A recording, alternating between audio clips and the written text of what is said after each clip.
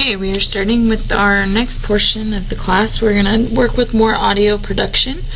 You guys wanted to do some song mashups as well as some ringtones for your phones. And to do that, we have to know how to use the actual audio production tool. The audio production tool that we have available to us is Adobe Audition. Adobe Audition is part of our Adobe Creative Suite that we have. That also includes Photoshop and Illustrator. To get to the screen that looks similar to this, you're going to want to go down to the Start button, go to All Programs, Adobe Production Premium CS6, and Adobe Audition CS6. And you will notice that it has a similar look to Photoshop, but it looks more complex. The reason that is Adobe Audition is primarily just a collection of panels stretched out over the whole screen. So each one of these tabs that you see that have words on them, history, video, media browser, effects, markers, properties, files, those are all different effects that we have available, or not effects, excuse me, different panels that we have available to us to use. If by chance you get into clicking and you close maybe the editor panel or the mixer panel, and those are ones that you really need to make sure that you have, you can always go to Window, Workspace, and Reset Default, and you'll want to click Yes. So that way it'll always go back to the default settings. You can also, if you get to the point, your window menu is the same as it is in Photoshop. Each one of these, if there's a check mark next to it, means that it will be on your screen to view. So we won't use selection and view very often. We can go ahead and close that. We can also take off our media browser because it's not as helpful as you might think it is. Also, you could probably leave history, but video you won't need. And because we're just doing basic, you really don't need any of those either. The effects, the ones that I just closed. So more or less, you're going to want to make sure that you have your editor panel, mixer panel in case we have a multi-track section, which we'll probably use when we get into our music mashups. Your editor panel is where you will do most of your editing. Your history will help you undo everything that you've done, and your files will keep organized what you have open to use.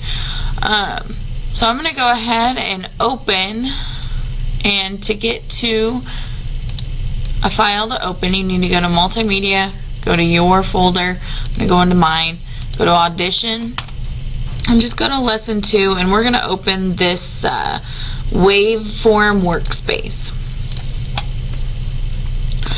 So as you can see that a bunch of wavy lines. These wavy lines are called your sound waves. Your sound waves tell you and show you the pitch of your voice as you are going through. So you'll see that when it's really small, that means there's very little going on. If it's large, it means you're yelling or something big is happening at that particular moment. So that's primarily your introduction as far as what you'll use.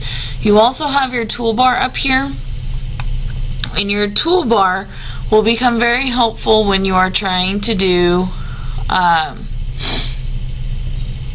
you're selecting, when you're trying to delete parts or break them into parts. So this is your time selection tool. Your time selection tool, you just select the part that you want. We want to delete the first 2.6 seconds. These are seconds up here. So you want to make sure that you realize that these are in seconds. Now, depending on how long your song or your recording is, will depend on how many seconds you see per time. Now there's several things you can do with it once you have it selected. You can just press your delete key, and your delete key gets rid of it and resets to 0 from where you stopped. And click on your history panel where it says open to undo that, or you can always go to edit and undo.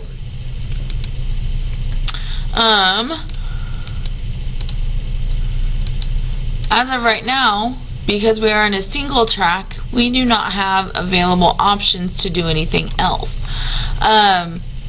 If you are recording your own track, you will see a lot more of these tools show up. The main tool we'll use is the selection tool, as well as just pressing delete. You could play with the frequency to show the different sides of and what the frequency level is. You could also show the voice patterns that happen, so your pitch display. Those aren't as helpful as you might think. Primarily what you will use, and just to make it simple for any of our projects in the future, is your selection tool. You know what part you want to select. Even if it's in the middle of the song, you can click and select out here and delete to fix the problems that you have in whatever section of your song you want. If we do any recordings, you can delete those recordings. Notice down here at the bottom of your editor panel you have play, pause. You can rewind, fast forward, and go all the way to the end or the beginning. You also have a record button. Your record button allows you to actually record something. But to record, you have to have a new Adobe Audition open. To do that, you can go File and New, and let's just do Audio File. You want to make sure to keep the defaults. And then you just click OK. Your defaults are set based off of your computer, so make sure that you know what your computer has. Then to record, you just press record and start talking, and you'll notice that it shows up that I'm actually pretty close to my microphone, and that's what you are seeing. You can stop if you want to maybe take out this little dead space between here and delete. It's pretty simple. Once you get the feel of it, it's pretty easy to use. Again, you want to make sure that your default workspace probably has your files to know what you have available to use, your editor panel, your history panel, and that you can see the time and length of your overall recording or song, and your tools to play, fast forward, or rewind. You also have the capability to zoom in and zoom out. That may give you more pristine, or not pristine, but more exact where you want to edit out. So you can go in and out. So if you're just wanting to take out one little blurb, you hear a door slam in the background, take it out, delete. Pretty simple. So make sure that you understand how the overall work, and once we get started in our project, I'll be around to help you also. So again, this is your Adobe Audition